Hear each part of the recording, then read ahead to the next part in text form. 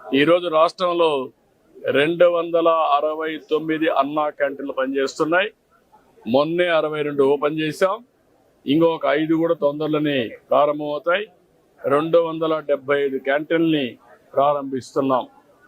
ఈరోజు దీనికోసం నేను ఒకటే మా ఫ్యామిలీ అందులో భువనేశ్వర్ గారిని మనస్ఫూర్తిగా అభినందిస్తున్నాను.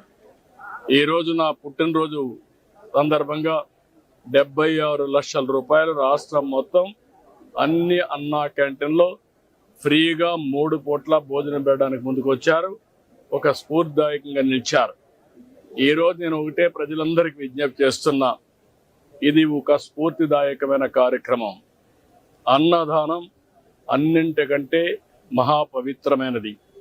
అలాంటిది మనందరం కూడా గుర్తుపెట్టుకోవాల్సింది, మీరు ఒక పూట కానీ లేకపోతే ఒక క్యాంటీన్లో కానీ ఒక రోజు కానీ మీకు శక్తి ఉంటే మొత్తం కానీ మీకు తోచిన విధంగా అన్నదాన కార్యక్రమంలో మీరు భాగస్వాములు కావాలని పిలిపిస్తున్నా.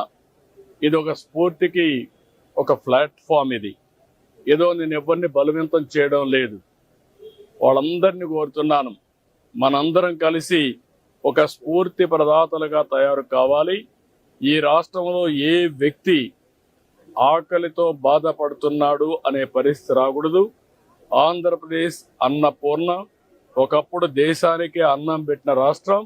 ఈరోజు మన రాష్ట్రంలో ఏ ఒక్క వ్యక్తి ఆకలితో బాధపడకుండా కడుపు నిండా తిండి పెట్టే పరిస్థితి మనం తీసుకురావాల్సిన అవసరం ఉంది. ప్రభుత్వం పెట్టలేక కాదు, ప్రభుత్వం పెట్టగలుగుతాం.